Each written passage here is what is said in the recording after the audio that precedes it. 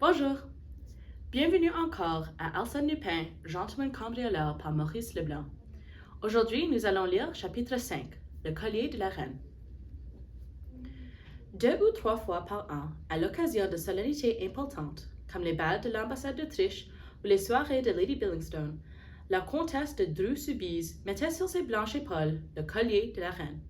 C'était bien le fameux collier, le collier légendaire que Beaumaire et Bassange, joailliers de la couronne, destiné à la Dubarry, que le cardinal de Rohan-Soubise crut offrir à Marie-Antoinette, reine de France, et que l'aventurière Jeanne de Valois, comtesse de la Motte, dépeça un soir de février 1785, avec l'aide de son mari et de leur complice Rétaux de Viette. Pour dire vrai, la monture seule était authentique. Rétaux de Viette l'avait conservée, tandis que le sieur de la Motte et sa femme dispersaient aux 80 les pierres brutalement desserties, les admirables pierres si soigneusement choisies par Beaumaire.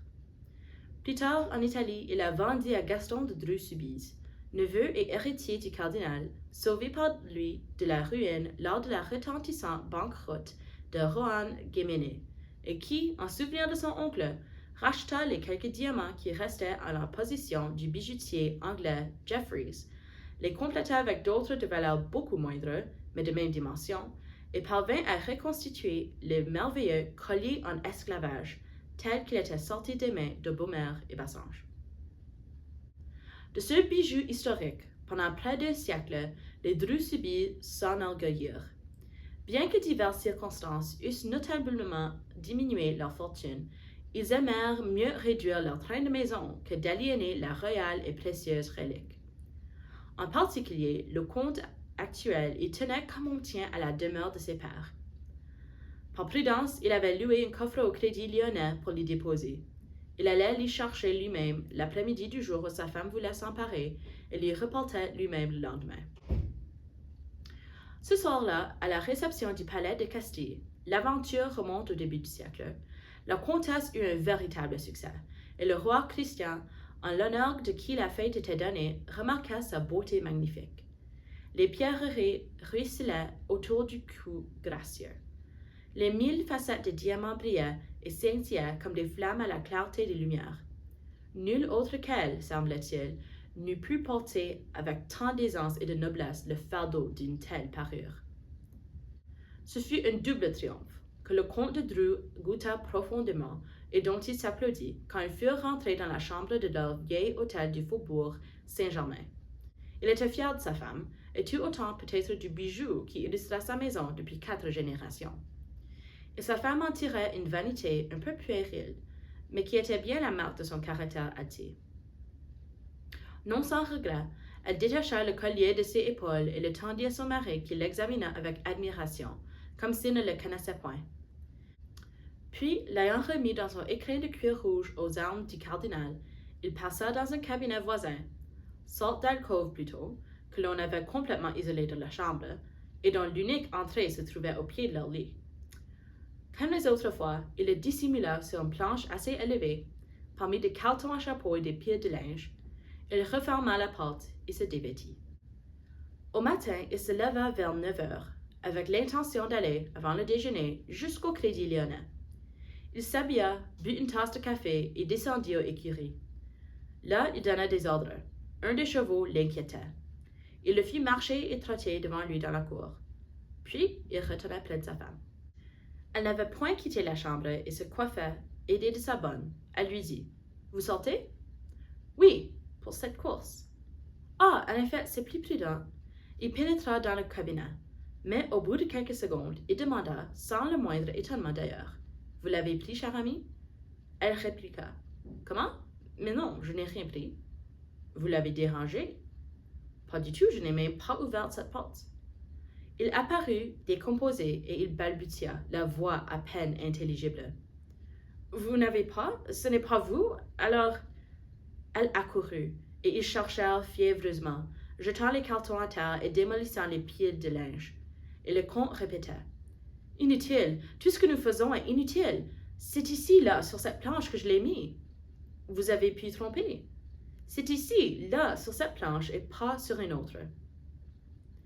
Ils allumèrent une bougie, car la pièce était assez obscure, et ils enlevèrent tout le linge et tous les objets qui l'encombraient. Et quand il n'y eut plus rien dans le cabinet, ils durent s'avouer avec désespoir que le fameux collier, le collier en esclavage de la reine, avait disparu. De nature résolue, la comtesse, sans perdre de temps en vaines lamentations, fit prévenir le commissaire, M. Valorbe, dont il avait eu déjà l'occasion d'apprécier l'esprit sagace et la clairvoyance. On le mit au courant par le détail et tout de suite il demanda: Êtes-vous sûr, monsieur le comte, que personne n'a pu traverser la nuit votre chambre? Absolument sûr. J'ai le sommeil très léger. Mieux encore, la porte de cette chambre était fermée au verrou. J'ai dû le tirer ce matin quand ma femme a sonné la bonne. Et il n'existe pas d'autre passage qui permette de s'introduire dans le cabinet. Aucun. Pas de fenêtre? Si, mais elle est condamnée. Je désirerais m'en rendre compte. On alluma des bougies et aussitôt M. Valorbe fit remarquer que la fenêtre n'était condamnée qu'à mi-hauteur par un bahut, lequel, en outre, ne touchait pas exactement au croisé. Il y touche suffisamment, répliqua M. de Dreux, pour qu'il soit possible de le déplacer sans faire beaucoup de bruit. Et sur quoi dans cette fenêtre? Sur une courette intérieure. Et vous avez encore un étage au-dessus de celui-là? 2. Mais au niveau de celui des domestiques, la courette est protégée par une grille à petite maille. C'est pourquoi nous avons si peu de jours. D'ailleurs, quand on eut écarté le bahut, on constata que la fenêtre était close, ce qui n'aurait pas été si quelqu'un avait pénétré du dehors. À moins, observa le comte, que ce quelqu'un ne soit sorti par notre chambre. Auquel cas, vous n'auriez pas trouvé le verrou de cette chambre poussé. Le commissaire réfléchit un instant, puis se tournant vers la comtesse. Savait-on dans votre entourage, madame, que vous deviez porter ce collier hier soir? Ça, je ne m'en suis pas caché, mais personne ne savait que nous l'enfermions dans ce cabinet. Personne? Personne, à moins que... Je vous en prie, madame, précisez. C'est là un point des plus importants. Elle dit à son mari: Je songeais à Henriette. Henriette? Elle ignore ce détail comme les autres. En es-tu certain? Quelle est cette dame? Interrogea M. Valorbe. Une amie de couvent qui s'est fâchée avec sa famille pour épouser une sorte d'ouvrier. À la mort de son mari, je l'ai recueillie avec son fils et leur ai meublé un appartement dans cet hôtel. Et elle ajouta avec embarras: Elle me rend quelques services. Elle est très adroite de ses mains. À quel étage habite-t-elle? Au nôtre, pas loin du reste, à l'extrémité de ce couloir. Et même, j'y pense, la fenêtre de sa cuisine ouvre sur cette courette, n'est-ce pas? Oui, juste en face de la nôtre. Un léger silence suivit cette déclaration.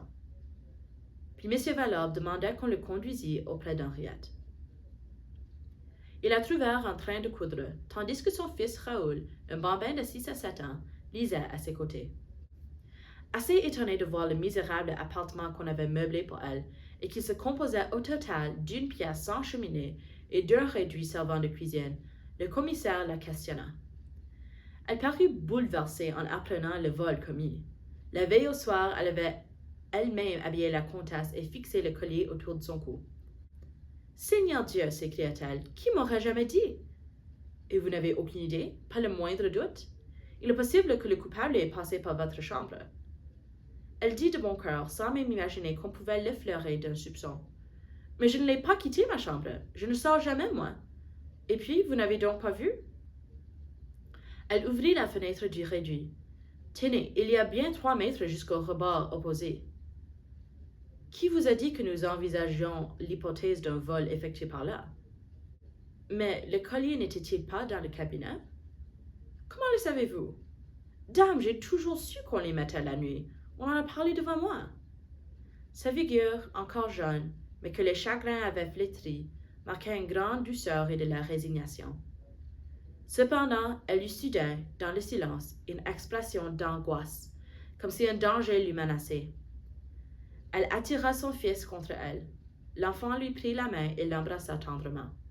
« Je ne suppose pas, dit M. de Dreux au commissaire quand ils furent seuls. Je ne suppose pas que vous la soupçonniez. Je réponds d'elle. C'est l'honnêteté même. Oh, je suis tout à fait de votre avis, affirma M. Valorbe. C'est tout au plus si j'avais pensé à une complicité inconsciente. Mais je reconnais que cette explication doit être abandonnée, d'autant qu'elle ne résout nullement le problème auquel nous nous heurtons. Le commissaire ne poussa pas plus avant cette enquête que le juge d'instruction reprit et compléta les jours suivants. On interrogea les domestiques, on vérifia l'état du verrou, on fit des expériences sur la fermeture et sur l'ouverture de la fenêtre du cabinet, on explora la courette de haut en bas. Tout fut inutile. Le verrou était intact, la fenêtre ne pouvait s'ouvrir ni se fermer du dehors.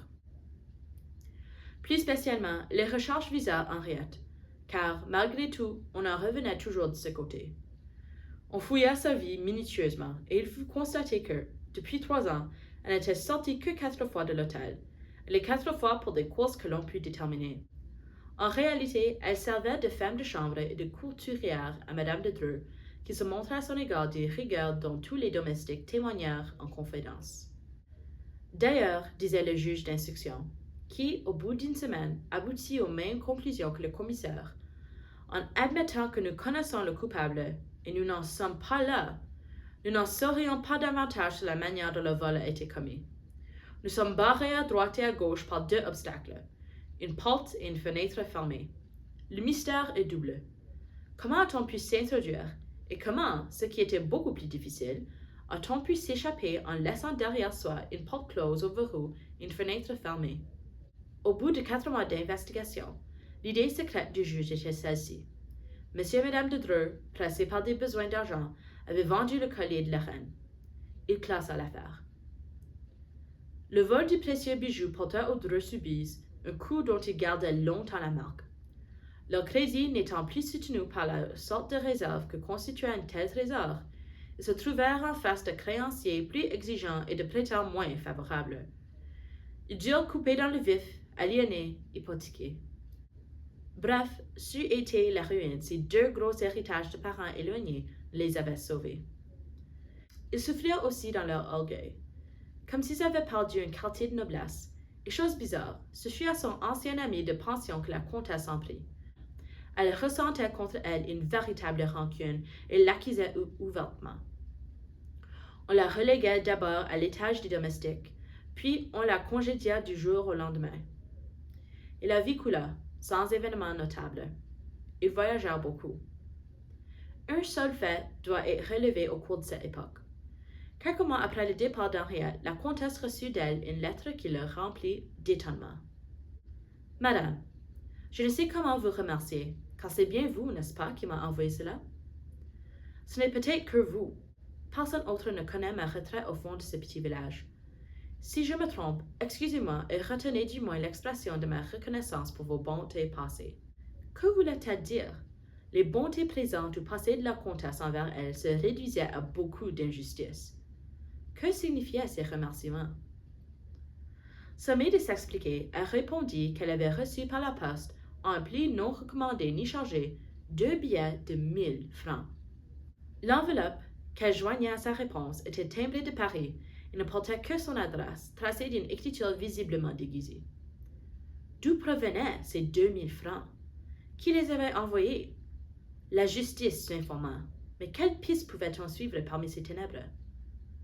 Et le même fait se reproduisit 12 mois après, une 3e fois, une 4e fois, et chaque année pendant 6 ans, avec cette différence que la 5e et la 6e année, la somme doubla, ce qui permit à Henriette, tombée subitement malade, de se soigner comme il convenait. Autre différence. L'administration de la poste ayant saisi une des lettres sous prétexte qu'elle n'était point chargée, les 2 dernières lettres furent envoyées selon le règlement, la première datée de Saint-Germain, l'autre de Suresnes. L'expéditeur signa d'abord Anquetil, puis Péchard. Les adresses qu'il donnait étaient fausses. Au bout de 6 ans, Henriette mourut. L'énigme demeura entière. Tous ces événements sont connus du public. L'affaire fut celle qui passionna l'opinion, et c'est un destin étrange que celui de ce collier, qui, après avoir bouleversé la France à la fin du XVIIIe siècle, se leva encore tant d'émotions 120 ans plus tard. Mais ce que je vais dire est ignoré de tout, sauf des principaux intéressés et de quelques personnes auxquelles le comte demanda le secret absolu. Comme il est probable qu'un jour ou l'autre, elles manqueront à leur promesse, je n'ai, moi, aucun scrupule à déchirer le vol, et l'on saura ainsi, en même temps que la clef de l'énigme, l'explication de la lettre publiée par les journaux devant hier matin. Lettre extraordinaire qui ajoutait encore, si c'est possible, un peu d'ombre et de mystère aux obscurités de ce drame. Il y a 5 jours de cela, au nombre des invités qui déjeunaient chez M. de Dreux-Soubise se trouvaient ses 2 nièces et sa cousine, et comme homme, le président de sa ville, le député Bouchard, le chevalier Floriani, que le comte avait connu en Sicile, et le général marquis de Rouzières, un vieux camarade de cercle. Après le repas, ces dames servirent le café et les messieurs eurent l'autorisation d'une cigarette, à condition de ne point déserter le salon.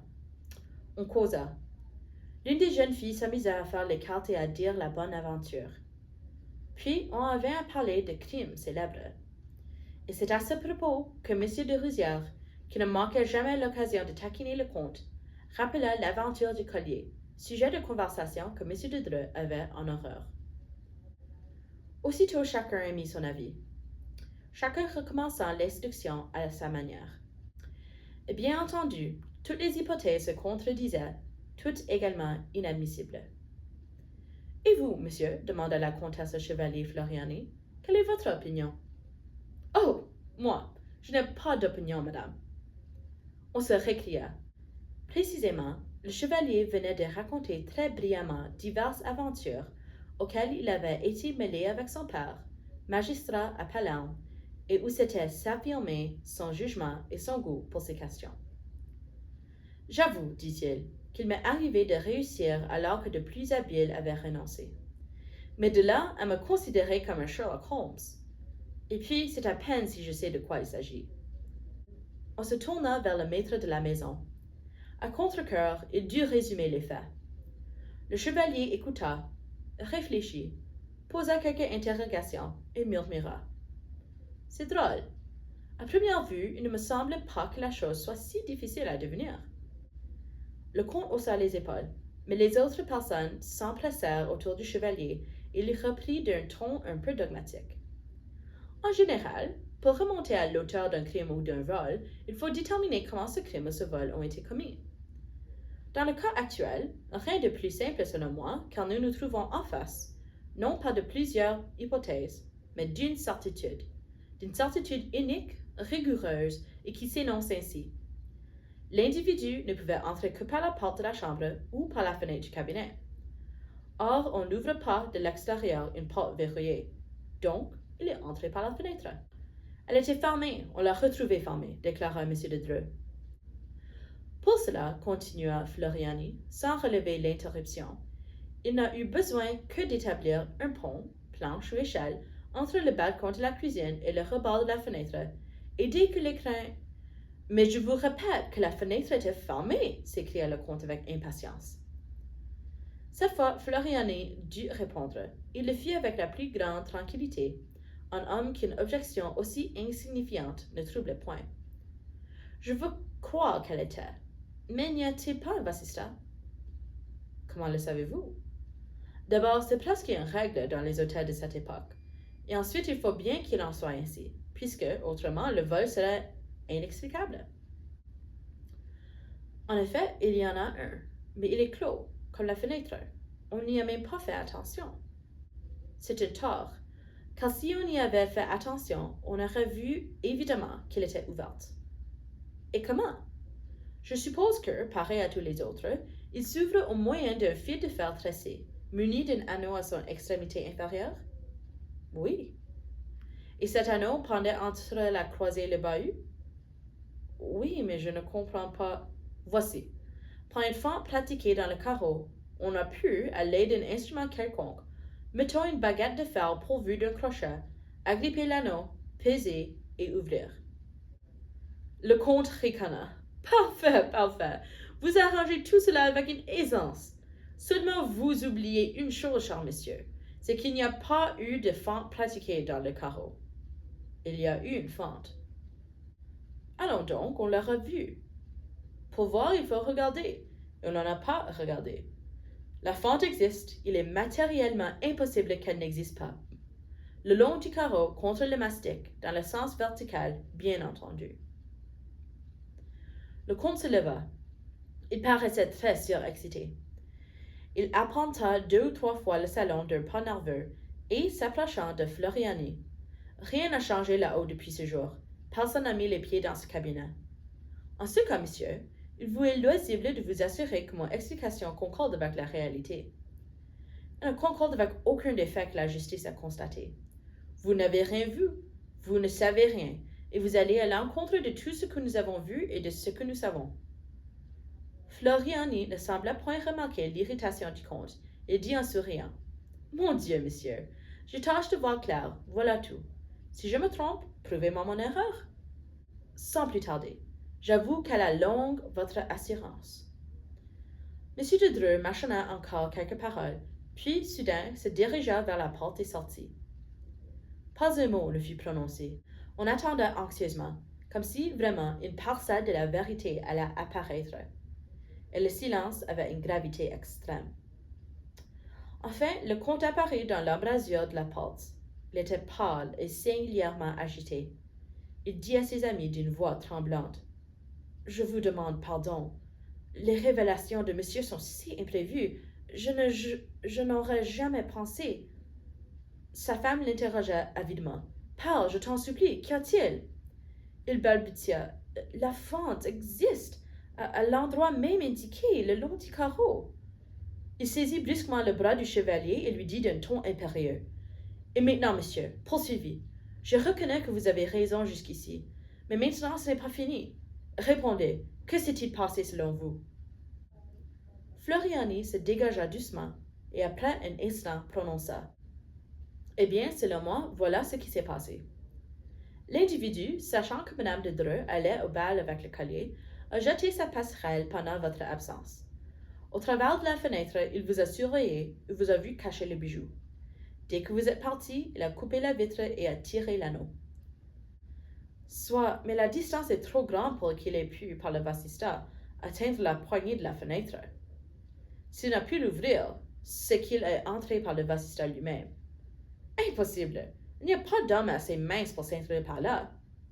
Alors ce n'est pas un homme? Comment? Certes, si le passage est trop étroit pour un homme, il faut bien que ce soit un enfant. Un enfant? Ne m'avez-vous pas dit que votre amie Henriette avait un fils? En effet, un fils qui s'appelait Raoul. Il est infiniment probable que c'est ce Raoul qui a commis le vol. Quelle preuve en avez-vous? Quelle preuve? Il n'en manque pas de preuves. Ainsi, par exemple, il se tut et réfléchit quelques secondes, puis il reprit. Ainsi, par exemple, cette passerelle, il n'est pas à croire que l'enfant l'ait apportée du dehors et remportée sans que l'on s'en soit aperçu. Il a dû employer ce qui était à sa disposition. Dans le réduit où Henriette faisait sa cuisine, il y avait, n'est-ce pas, des tablettes accrochées au mur où l'on posait les casseroles? 2 tablettes, autant que je me souvienne.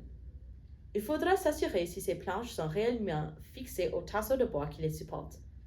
Dans le cas contraire, nous serions autorisés à penser que l'enfant les a déclouées, puis attachées l'une à l'autre.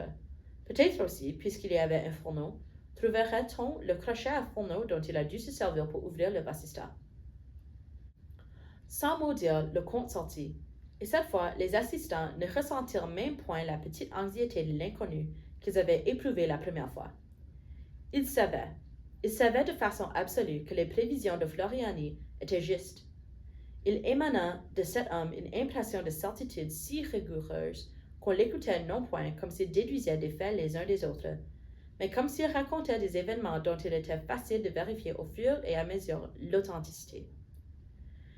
Et personne ne s'étonna lorsque, à son tour, le comte déclara. « C'est bien l'enfant, c'est bien lui, tout l'atteste. Vous avez vu les planches, le crochet? » « J'ai vu, les planches ont été déclouées, le crochet est encore là. » Madame de Dreux-Soubise s'écria. « C'est lui! Vous voulez dire plutôt que c'est sa mère. Henriette est la seule coupable. Elle aura obligé son fils. Non, affirma le chevalier. La mère n'y est pour rien. Allons donc. Ils habitaient la même chambre. L'enfant n'aurait pu agir à l'insu d'Henriette. Ils habitaient la même chambre, mais tout s'est passé dans la pièce voisine, la nuit, tandis que la mère dormait. Et le collier, fit le comte? On l'aurait trouvé dans les affaires de l'enfant. Pardon, il sortait, lui. Le matin même où vous l'avez surpris, devant sa table de travail, il venait de l'école, et peut-être la justice, au lieu d'épuiser ses ressources contre la mère innocente, aurait-elle été mieux inspirée en perquisitionnant là-bas, dans le pupitre de l'enfant, parmi ses livres de classe. Soit, mais c'est 2000 francs qu'Henriette recevra chaque année. N'est-ce pas le meilleur signe de sa complicité? Complice, vous eût-elle remercié de cet argent? Et puis, ne la surveillait-on pas? Tandis que l'enfant est libre, lui, il a toute facilité pour courir jusqu'à la ville voisine pour s'aboucher avec un revendeur quelconque et lui céder à vil prix un diamant, 2 diamants selon le cas. C'est la seule condition que l'envoi d'argent sera effectué de Paris, moyennant quoi on recommencera l'année suivante. Un malaise indéfinissable oppressa les Dreux subis et leurs invités. Vraiment, il y avait dans le ton, dans l'attitude de Floriani, autre chose que cette certitude qui, dès le début, avait si fort agacé le comte. Il y avait comme de l'ironie, et une ironie qui semblait plutôt hostile que sympathique, et amicale ainsi qu'il eût convenu. Le comte affecta de rire. Tout cela est d'un ingénieur qui me ravit. Mes compliments. Quelle imagination brillante! Mais non, s'écria Floriani avec plus de gravité. Je n'imagine pas. J'évoque des circonstances qui furent inévitablement telles que je les montre. Qu'en savez-vous? Ce que vous-même en avez dit. Je me représente la vie de la mère et de l'enfant. Là-bas, au fond de la province, la mère qui tombe malade, les ruses et les inventions du petit pour vendre les pierreries et sauver sa mère, ou tout au moins adoucir ses derniers moments. Le mal l'emporte. Elle meurt. Des années passent. L'enfant grandit, devient un homme. Et alors, et pour cette fois, je veux bien admettre que mon imagination se donne libre cours. Supposons que cet homme éprouve le besoin de revenir dans les lieux où il a vécu son enfance, qu'il les revoie, qu'il retrouve ceux qui ont soupçonné, accusé sa mère. Pensez-vous à l'intérêt poignant d'une telle entrevue dans la vieille maison où se sont déroulées les péripéties du drame?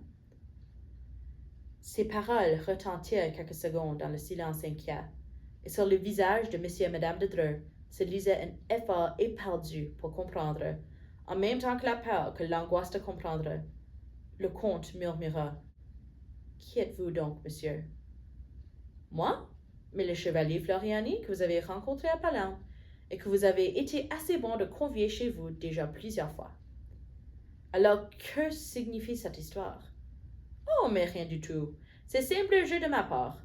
J'essaie de me figurer la joie que le fils d'Henriette, s'il existe encore, aurait à vous dire qu'il fut le seul coupable, et qu'il le fut parce que sa mère était malheureuse, sur le point de perdre la place de domestique dont elle vivait, et parce que l'enfant souffrait de voir sa mère malheureuse. Il s'exprimait avec une émotion continue, à demi levée et penché vers la comtesse. Aucun doute ne pouvait subsister. Le chevalier Floriani n'était autre que le fils d'Henriette. Tout dans son attitude, dans ses paroles, le proclamait. D'ailleurs, n'était-ce point son intention évidente, sa volonté même d'être reconnu comme tel? Le comte hésita. Quelle conduite allait-il tenir envers l'audacieux personnage? Sonner? Provoquer un scandale? Démasquer celui qu'il avait dépouillé jadis? Mais il y avait si longtemps! Et qui voudrait admettre cette histoire absurde d'enfant coupable? Non, il valait mieux accepter la situation, en affectant de n'en point saisir le véritable sens. Et le comte, s'approchant de Floriani, s'écria avec enjouement. Très amusant, très curieux votre roman. Je vous jure qu'il me passionne. Mais, suivant-vous, qu'est-il devenu, ce bon jeune homme, ce modèle de fils? J'espère qu'il ne s'est pas arrêté en si beau chemin. Oh, certes non. N'est-ce pas? Après un tel début, prendre le collier de la reine à 6 ans, le célèbre collier que convoitait Marie-Antoinette? Et le prendre, observa Floriani, se prêtant au jeu du compte, le prendre sans qu'il lui en coûte le moindre désagrément, sans que personne ait l'idée d'examiner l'état des carreaux ou s'aviser que le rebord de la fenêtre est trop propre, ce rebord qu'il avait essuyé pour effacer les traces de son passage sur l'épaisse poussière. Avouez qu'il y avait de quoi tourner la tête d'un gamin de son âge. C'est donc si facile? Il n'y a donc qu'à vouloir étendre la main? Ma foi, il voulut. Il tendit la main. Les deux mains, reprit le chevalier en riant. Il y eut un frisson. Quel mystère cachait la vie de ce soi-disant Floriani? Combien extraordinaire devait être l'existence de cet aventurier, voleur génial à 6 ans, et qui, aujourd'hui, par un raffinement de dilettante, en quête d'émotion, ou tout au plus pour satisfaire un sentiment de rancune, venait braver sa victime chez elle, audacieusement, follement, et cependant avec toute la correction d'un galant homme en visite. Il se leva et s'approcha de la comtesse pour prendre congé. Elle réprima un mouvement de recul. Il sourit. « Oh, madame, vous avez peur! Aurais-je donc poussé trop loin ma petite comédie de sorcier de salon? » Elle se domina et reproduit avec la même désenvolture un peu railleuse. « Nullement, monsieur. La légende de ce bon fils m'a au contraire fort intéressée, et je suis heureuse que mon collier ait été l'occasion d'une destinée aussi brillante. Mais ne croyez-vous pas que le fils de cette femme, de cette Henriette, obéissait surtout à sa vocation? » Il tressaillit, sentant la pointe, et répliqua. « J'en suis persuadé. Il fallait même que cette vocation fût sérieuse pour que l'enfant ne se rebutât point. » « Et comment cela? » ?»« Mais oui, vous le savez. La plupart des pierres étaient fausses. Il n'y avait de vrai que les quelques diamants rachetés au bijoutier anglais, les autres ayant été vendus un à un selon les dures nécessités de la vie. « C'était toujours le collier de la reine, monsieur, dit la comtesse avec hauteur. Et voilà, me semble-t-il, ce que le fils d'Henriette ne pouvait comprendre. »« Il a dû comprendre, madame, que faux ou vrai le collier était avant tout un objet de parade, une enseigne. » Monsieur de Dreux fit un geste. Sa femme aussitôt le prévint.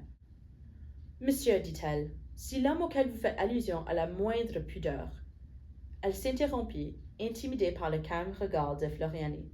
Il répéta. « Si cet homme a la moindre pudeur ?»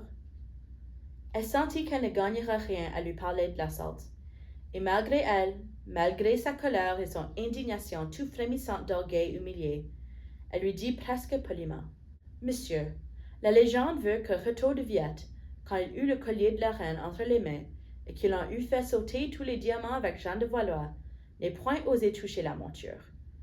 Il comprit que les diamants n'étaient que l'ornement, l'accessoire, mais que la monture était l'œuvre essentielle, la création même de l'artiste. Il la respecta. Pensez-vous que cet homme ait compris également? Je ne doute pas que la monture existe. L'enfant l'a respectée.